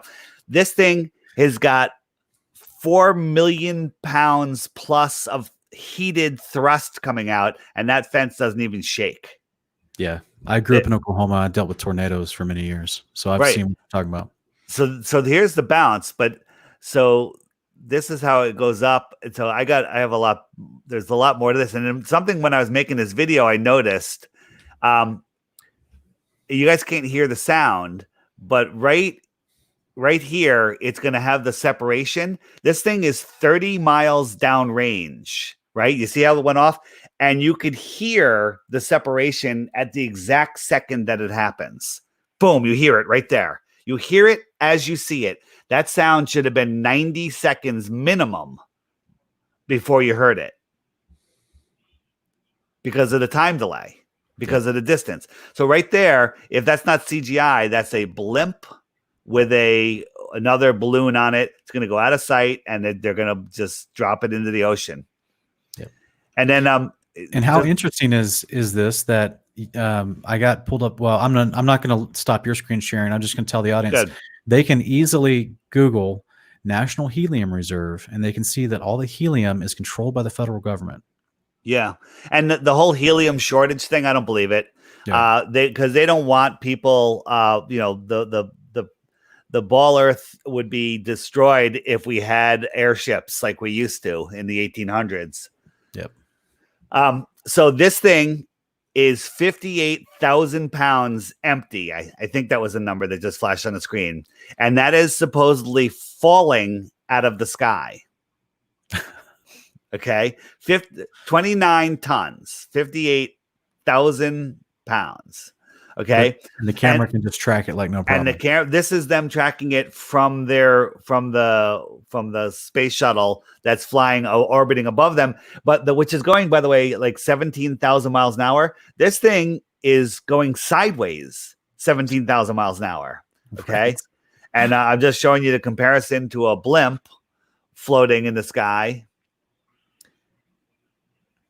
Yeah, and what about the wind friction that would just rip it in half if it's turned sideways? Yeah, well, what about the wind friction if it was facing forward? If you look at the aerodynamics of a space shuttle versus that super fast spy plane, the SR-71. SR-71. Yeah, that thing goes Mach 2.3 or 3.2, and it heats up to 550 degrees. You could cook a turkey, you could burn a turkey with that. Okay. And that thing is like a razor blade. But then you look at the space shuttle, which is a big clunky garbage can with big bulky things sticking out of it. And that thing goes at 10 times that speed. I'm calling, BS. Yeah. There's so many ways to trick us just with the right, like I was saying a few nights ago, guys, when we watch the stagecraft that's being performed through these NASA these exercises, they have lots of time and billions of dollars to practice and plan and prepare for this stuff. And just like when you go to a magic show in Vegas or somewhere where if you've ever been to one in your life and you have a guy that's got, maybe a couple $1,000s to prepare a magic show with an assistant, right? And he can fool an entire audience to think that his assistant is floating off the ground or sawed in half. Now imagine an entire team of people dedicated with billions of dollars and nearly unlimited resources and support from the federal government to create, and directors and filmographers and people that know what you need to see to believe something, and they can put together something like it's not hard, because all this narrative goes against the plainly written words in the scriptures, is that we have a creator who loves us, who created us in this special environment just for us. It's enclosed, and that he literally lives directly above us. Right.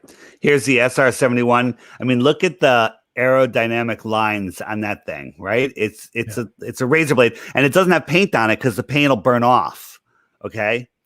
So we're believing that thing goes, it gets 500 degrees, and then this thing goes Mach 22 with all of these things. I mean, this thing sticking out, these rivets, the big bulky nose. That little bitty piece of metal holding the nose down. Yeah. This thing going up. This is such a joke, but people have an emotional connection to it. Yep. Yeah. It's really sad.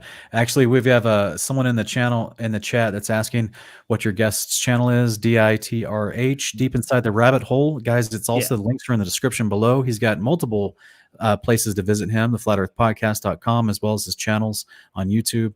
And he also has an app, don't you, David? Yeah, let me show you the app. So, YouTube is if you search Flat Earth now, you just get propaganda. You get all the trolls up there making anti-Flat Earth stuff. Their stuff shows up. The National Geographic piece where they show curvature, which was so ridiculous. They're just pushing out all of the authoritative propaganda, and there's no secret to it.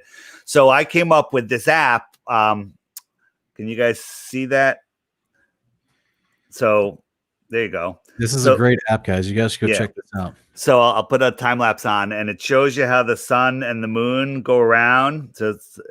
So wherever the sun is on that hand, it's 12 noon there. So I'm on the East Coast of America, and in about an hour right there, it's noon in Central Africa, and it's sunrise on the East Coast, and the sun's coming around.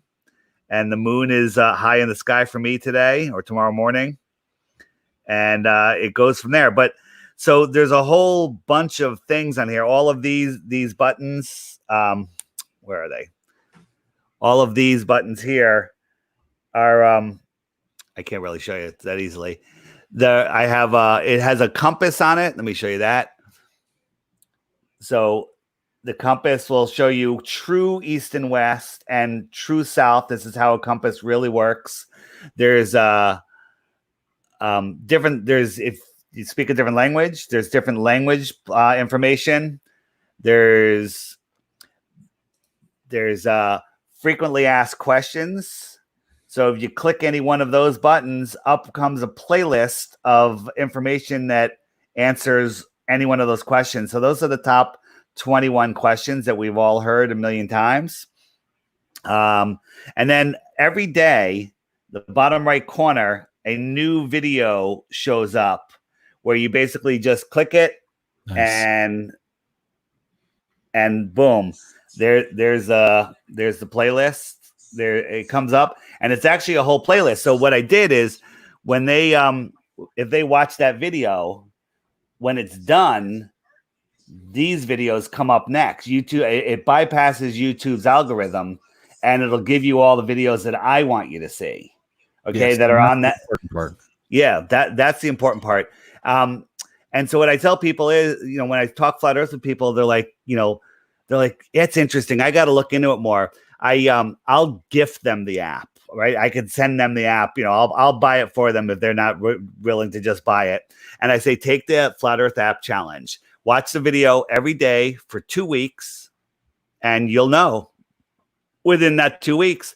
And I get the same thing happens all the time. A couple of days later, I get an email from them that says, I didn't want to wait, and I clicked the archive button, that little red button there.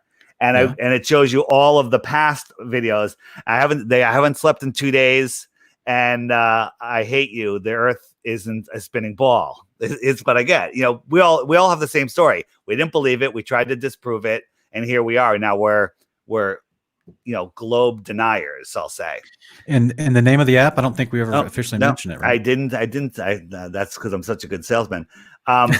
It's called the Flat Earth. It's the longest name ever. If you just search Flat Earth in YouTube, not in YouTube, in the Google Play Store or the iOS store, it's the top hit. But it's the Flat Earth Sun, Moon, and ZODIAC Clock app.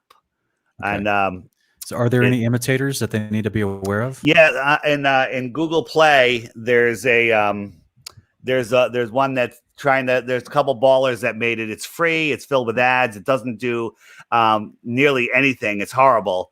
But that's it right here. And if you look at the icon, that's the icon you want to look for. Nice. All right. Nice. And it's a fun app, and it also has, if you click the weather, I can't get my left, right. If you click the weather, that takes you to dark sky, so you get your daily weather. I check it every morning. Like, hey, what am I wearing today? It has the time lapse down on the bottom there. It has the frequently asked questions. You can also show people when you're trying to explain seasons. If you point to this little jump button right here, the sun will jump 3 months into the future. And you can watch the sun go in between the tropics. So you got your tropics over here. You got the Tropic of Capricorn and the Tropic of Cancer, right about there. Now it is available for Android, right? Yeah, it's on the Google Play. Okay. And so just search Flat Earth Clock. It's the top hit, but the Flat Earth Sun, Moon, and Zodiac Clock app, and just look for that logo, the FE there.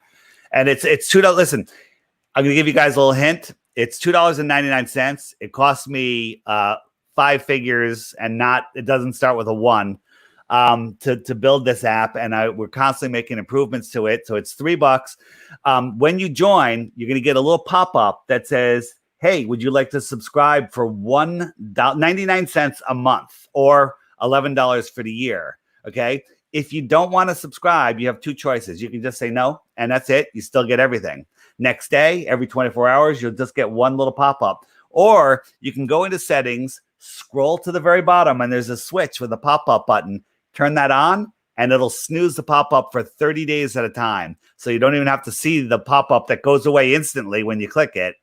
Yeah. And so you don't have it for 30 days. I only want people to subscribe if they wake up every day going, I love this app, and I want to send this guy $1. Yeah. Okay. All right. Hey, fair enough. You put effort into it. It's amazing. Yeah. There's nothing like this, guys, out there to Yeah. help you be informed so you can talk with your friends and family. And there's nothing like this. So And when you're talking to somebody with flat earth and you got their attention and you're starting to talk about seasons and how the sun moves and whatnot, and they're like, what? The Antarctica, the shoreline, you break out the app and everyone goes, oh, they do the same thing. They all go, oh, now I see what you're talking about. So it's Exactly. I built it for that reason. Okay.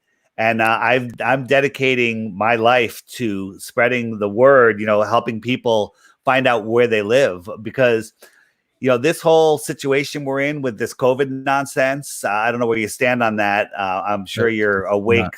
It's not. Yeah, it's not legit. and the whole George Floyd thing. All of this is because of the globe lie. Because if you can convince somebody that they are in the middle of their insignificant specks in the middle of nothing, and they have no meaning, and there's nothing left to explore, and their resources are running out, you can convince them of anything. That's why, NASA and SpaceX are here to deceive the world, to keep the globe lie running strong. And, and the globe lie is literally Satan's work. It's to hide the creator. And, as Matt Long, my co-host on the Flat Earth podcast, says, and if you want to, dilute something, what do you do? If you want to dilute God's message, what do? You pour it into something bigger, like infinite space. Right. And you just keep diluting and diluting and diluting, and people are lost until you realize. And then people say, well, what difference does it make? I love that question, because it makes all the difference in the world. Once you know that you're not on a spinning ball, and that you are the center of creation, and that you are a truly powerful spiritual being, you take your power back. You stop giving it away. In fact, we did a show on that specific question on Monday, and everyone in the audience probably knows the answer to that question now, because I actually provided statistics about how many kids, when they go into college, are swayed away from the biblical cosmological model, because they're literally swayed away from their faith in the Creator during this time period. And it's to the tune of approximately 13 million a year.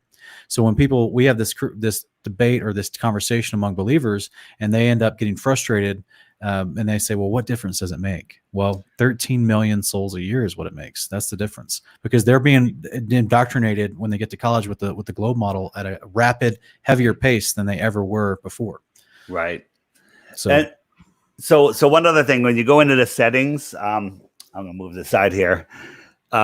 There's your screen. I think your cloth is. Hey, it's a real thing.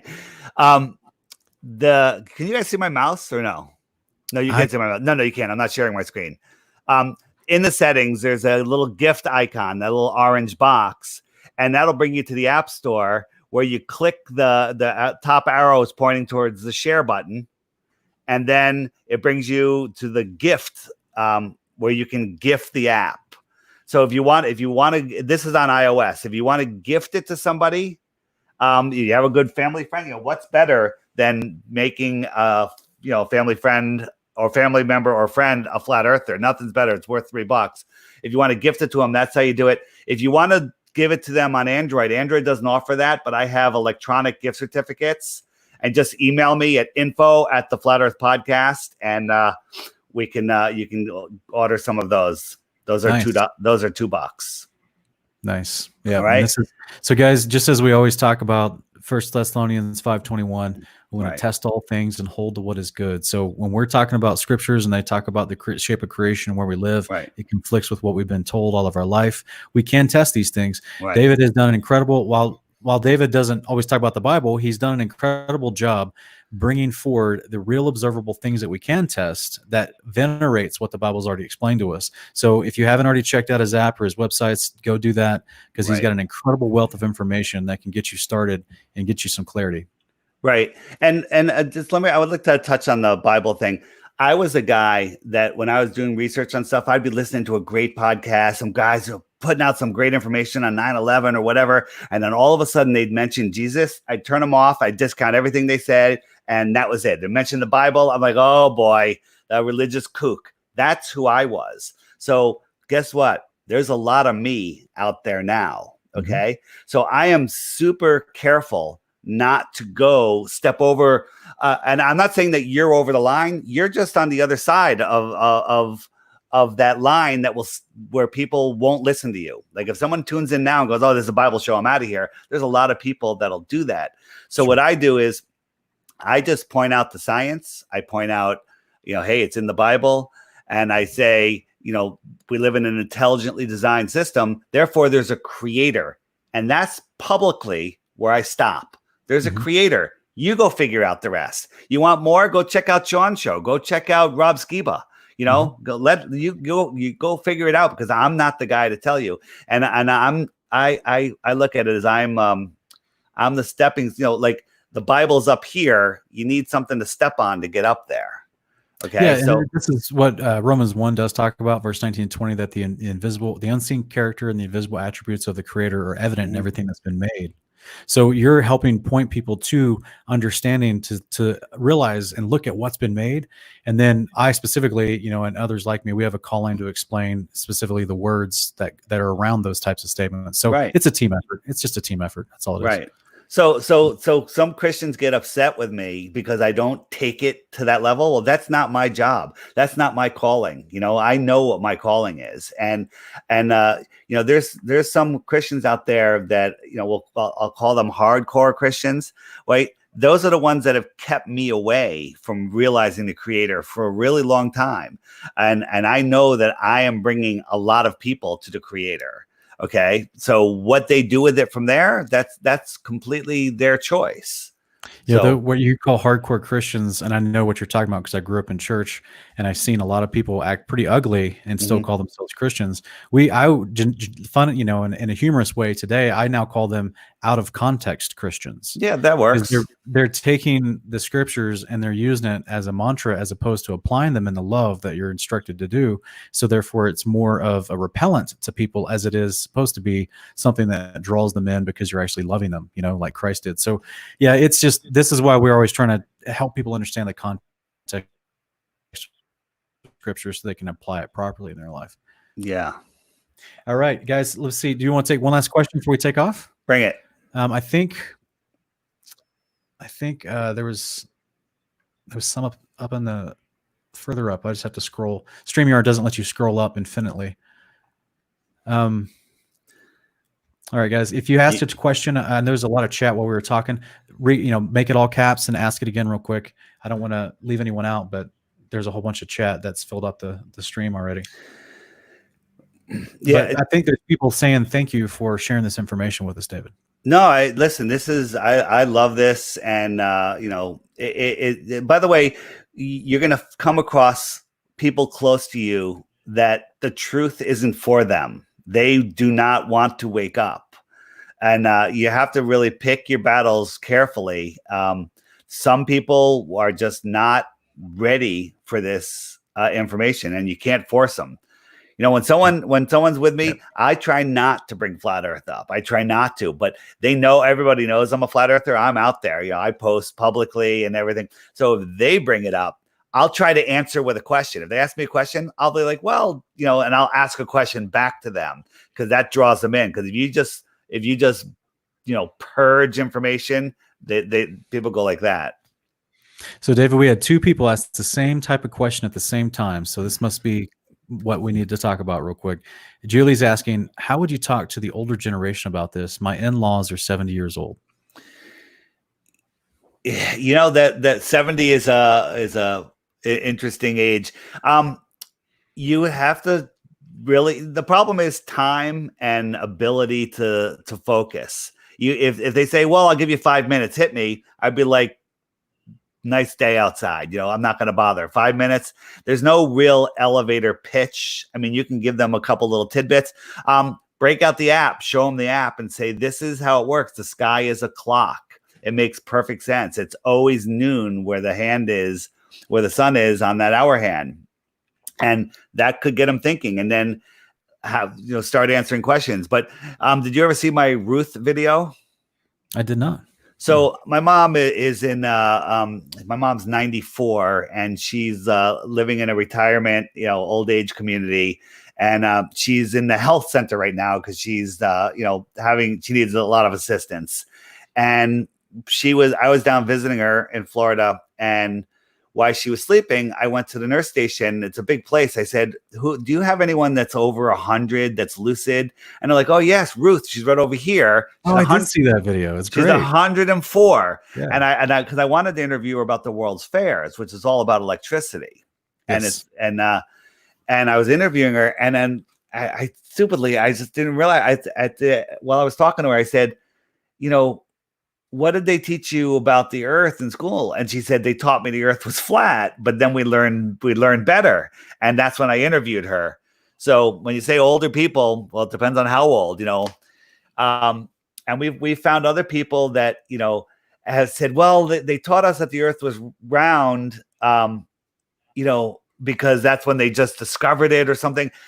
People's memories change. But she learned young, and she remembered that, and it brought a lot of joy to her. So, again, I'm putting it in the chat for everybody right now. I actually found the video, guys. It's called Ruth, 102 years old, pre-interview clip. 102, yeah. And I'm going to put that in the chat.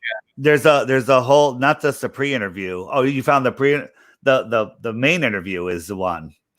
Okay, it's called. I think I can find it. On my channel, DITRH, I have a playlist called DITRH Short List, and I found it. Okay, it's called "I Was Taught the Earth is Flat." DITRH, and it's 9 minutes and 16 seconds. There we go, guys. And that one will melt your heart. This one was crazy. There's many people saying that they teared up while watching it. I guess some people in the chat have already seen it. Yeah. Go read the comments. The comments are fantastic. People, it really hit home. And what's funny is I told people, I said, we really only have less than a couple years left, because all of these people are going to be dead very soon.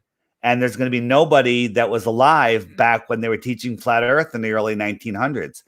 People say we've known the earth was flat for 500 years. No, we've only known the earth was flat since the 1920s. That's 1930. They were still teaching flat earth. Okay. Yeah, there's that gentleman in Illinois that started an entire town called Zion. Yeah. You had to believe in the flat earth model to live there. So I've been saying for years that I realize how important flat earth is, how important the secret to the devil, to Satan is. It's the most important secret, because when you wake up to this, you stop buying into all of their power, and you stop giving your power away.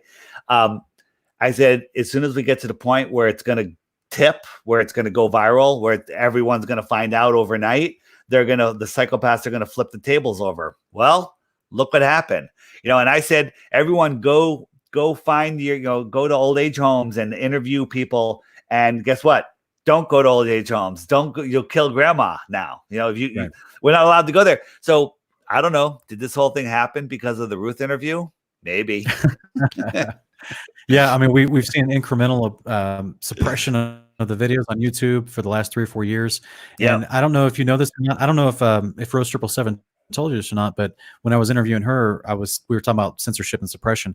And I just want to encourage you, brother, because I know you've had to deal with it a lot. I know that your DITRH video channel should be at like 500,000 subs because of the content and the interest level. And you remember how Mark Sargent used to show how many people were Googling flat earth, and it was like 19 million every month, and they've taken away the availability to even research how many people are interested in it, much less the information like the videos that you're making. And as a result of this, I am involved in a project right now with some other gentlemen and some investors and a sweet lady. And we're creating an alternative site that's going to be a competition with YouTube and Facebook. And I know a lot of people have said something like that, but what we're doing is nothing like you've seen before. And the people that are involved with this are very capable of making this a serious competitor. So this isn't a low scale thing. So I just want to encourage you that that's going to be dropping in 2 to 3 months when they finish the programmers finish and we get to launch. I'm on BitChute. I'm on Library. I'm on the flatearthpodcast.com. It's tough though, because the normies, the globers, they only know YouTube. They're all there. So, I'd rather go talk to 2 globies than 1,000 flat earthers. No, right? I understand. What the reason why we're designing this, because I'm part of the consulting team, Yep. is to draw in.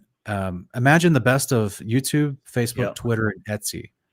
So we're creating something that's going to draw in people I'm from in. all walks of life. Sign me up.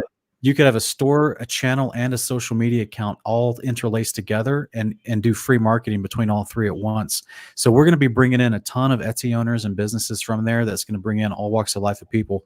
And all right. And of course, there's going to be no suppression or censorship, due to political or religious ideas. So, and so the other thing is, on my DITRH channel, most of my videos are under 5 minutes. Most of them are under 2 minutes. So right. I'm going for that little sample, because you can't get somebody that thinks flat Earth is stupid to watch a 2-hour Rob Skiba video, or so I get them in with the little pieces. So check out my short list. That's a great one.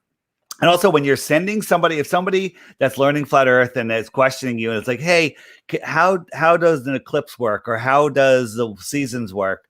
Instead of just sending them one video, they'll watch that video, and then YouTube will feed them some propaganda right after it.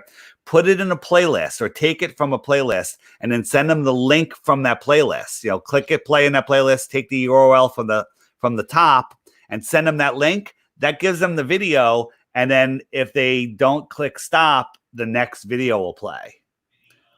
Okay. Great. Or just show them on the app, hand them the frequently asked questions page, and they're done. Well, that's a great strategy. I love it. We're getting some compliments. Joe Nugent is saying both you guys are awesome and called to serve, and serving the few that are serving after the call can only be awesome.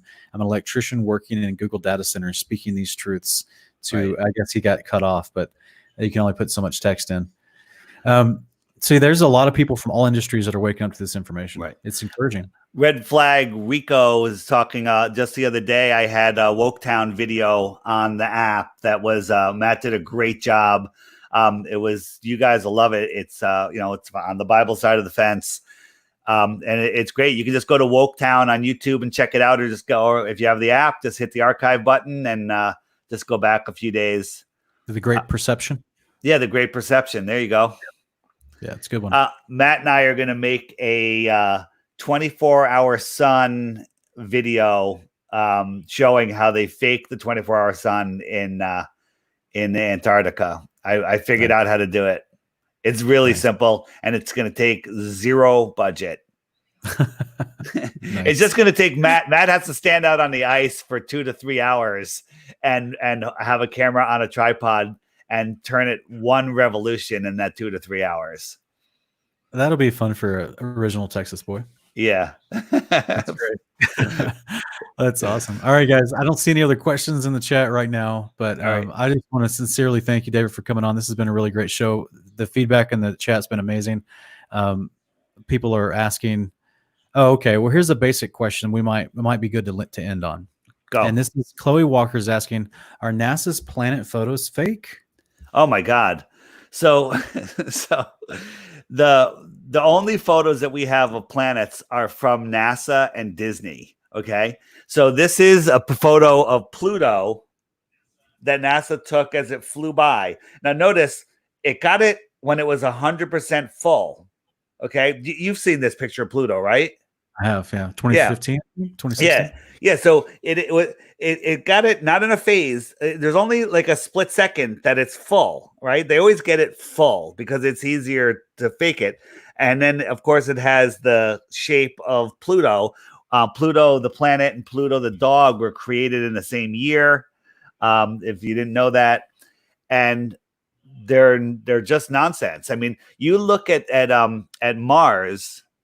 Through a P900 or a P1000, it's a pulsing orb of light and geometric shapes and personality.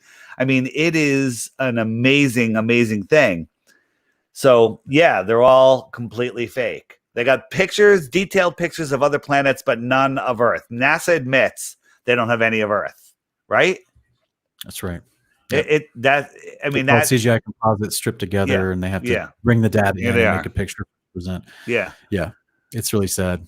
Right. And so it's 60 million a day, 22.1 billion dollar budget for NASA just this past year, and this is what they're doing with it, is literally right. just doing their graphics department to fool us. Right. So, or buying a lot of helium as well. We had someone earlier asking, where are the astronauts going? Like, 2 Saturdays ago when they sent people up in the SpaceX NASA joint venture, where did they actually send them up to? They sent them nowhere. They never got in any rocket. No one ever leaves the ground. The space shuttle, Challenger astronauts are still alive. They all had identical twins with the same names that didn't go to their funerals. It's nonsense. That's right. That's right. It's just nonsense. But the lie is so big that people can't see it. It's so big. And here's the problem. Good people can't see the lie because they can't imagine that much evil in this world. That's the problem. People don't realize that there is evil in this world, and they just don't know it. And the war we're in is a spiritual war for your energy. Bottom line, and then I'll let you go, is people, when they wake up to this, they get frustrated or they get depressed. You go through all the stages of anger and depression, and they go like, well, what difference does it make? I'm only one person. There's nothing we can do. They're too powerful. That's the psyop.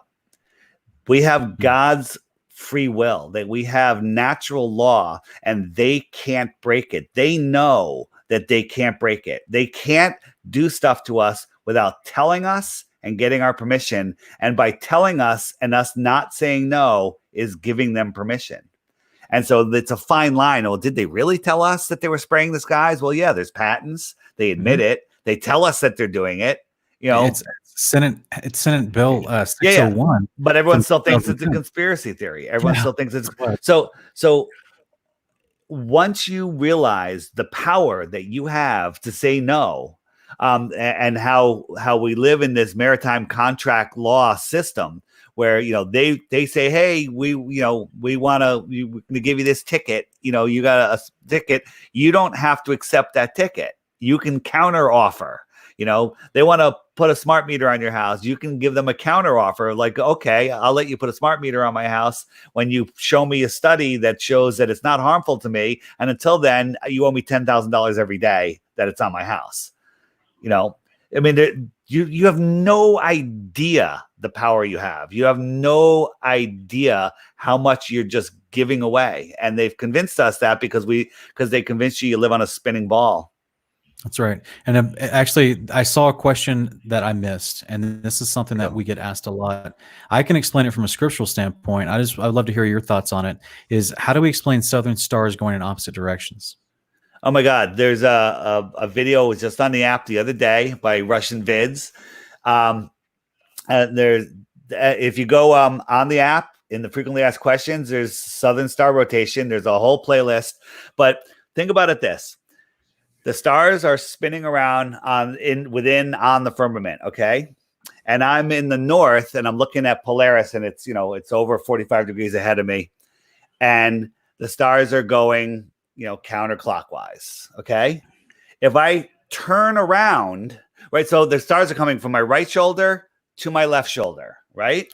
They're going around. If I turn around, those stars are coming from my left shoulder to my right shoulder now. They're going counterclockwise. They're still going in the same direction. It's a mind trick. They're going in the same direction. The stars always come from the east and set in the west, no matter where you are in the world. Okay? They're all going in the same direction. East and west are circles around the center.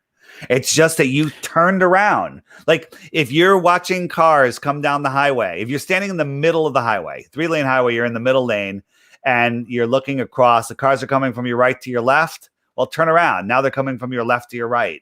They're still going the same direction. And the gentleman who asked that question, Remigio, just so you know, and for anyone else listening, what David said, the stars coming from the east and set in the west always, that's actually, not only is that observable, but that's actually in the book of First Enoch as well. So it talks about, and it's in the Bible. Yeah, yeah, exactly, correct. So, yeah, if you haven't read the book of First Enoch, we have a ton of videos on it on our channel, so you're welcome to check that out, Remigio. But Nice. other than that, David, thank you, brother. It's been awesome. It's been a true delight to meet you, as at least virtually. All And right. who knows if we'll be doing Flat Earth conferences in the future anymore, but at least we have this for now. Well, So, the Flat Earth, we have a Flat Earth conference group on Skype that was setting up the one in Vegas. And they literally just started asking questions today, like, can we do something this year? So who knows what's to come? I think we have some more mayhem ahead of us. yeah, I fear you're right. Honestly. And I believe it's in the Bible. Yeah, there's an actual passage in the book of Second Ezra, chapter 27, that it talks about how there's a what you would call a mixture of bad things that are happening, and that it all starts happening together and at the same time, so that people in different parts of the world, some of them are more experiencing more severe things happen, and other people are not experiencing all of them, but are still experiencing some of the bad things. And so it's like a mixture of bad spread out across the face of the earth, all leading to the culmination of what I said in the beginning, which is the gospel of the kingdom of God, where this massive continent comes through the firmament and stops all the bad stuff that's happening, basically. I believe that we all chose to be here at this time for this experience. So labeling it good or bad is really not something that I like to do. We're going into some mayhem. You know, some people like roller coasters, some people don't. So we'll see. You know, I find these very interesting times, and we'll see what happens next. We'll definitely see. So I hope to have you back on in the future, brother. It's been great. We can All talk right. about different facets of the globe and how to disprove it easily. All right, Sean. Thanks. Yeah. Thank you for joining me. All right, man. See ya. See you next time. All right, guys. We really appreciate you being here tonight. This has been a fun evening. We have hopefully answered a lot of good questions when it comes to when you're looking at the scriptures and what it describes, and then you look at what the world is telling you, and just as you've always heard growing up, that the enemy wants to lie to you in every specific, like Yeshua talks about in John 10, he's the thief that comes to steal, kill, and destroy. And he's been a liar forever, right? This is the whole concept of him trying to trick you into getting away from what God says is good for you. So even when God created, remember in Genesis 1, where after he finished creating everything, and he said each time he said it's good. Isn't that amazing? Oh, and in case for the scholars out there, even in Jubilees chapter 2, after he creates the firmament, he says it's good, right? But it doesn't do that in Genesis. But after every day that he finished creating stuff, he said it's good. So when we understand what the Father created that was good, because he's explained it to us literally in his word, it's good for us to understand this and know this. It matters greatly to know this information. It's layered all throughout the scriptures, not just about where you live and why you're here, but what's going to happen in the future when the King Yeshua returns. So this is so important for us to understand, because it cuts through so many lies that are being perpetrated to us in our society today. I hope it's been an episode that's encouraging you guys. I hope this is something you walk away with. If this is your first time to hear this information, maybe you've got a lot to chew on. If you're already familiar with a lot of this information, hopefully it's going to cause you to dig deeper into the scriptures so you can be better equipped, more versed. As you saw tonight, he has actually created a whole entire app that is nothing but resource for you to learn from. And this is information that he collects on a regular basis that YouTube and Google will be suppressing so that you don't see it. He's creating it for you so that you can see it. So guys, if it's on your heart to go do that, go utilize that. I think you're going to be blessed by it. So everyone, I appreciate y'all being here. Hopefully tomorrow night, we're going to be doing a fun Milk and Meat live stream. So join me. We'll be going over the lifespan of Enoch. Okay. So hopefully you guys will enjoy that. Other than that, Certain End is asking a question real quick. He's asked it multiple times, so I don't want you to feel ignored. Guys, I can't get to every single question every night we do a live stream, because there's so many that come through. But he's asking about the pillars of the sky mentioned in the scriptures, and specifically, it's mentioned at like the pillars of heaven, and I think that's what you're asking, Certain End, because it's also mentioned in the book of Enoch as well. And so just as we've talked about, let me see if I can put this on screen for us real quick. I'm going to screen share.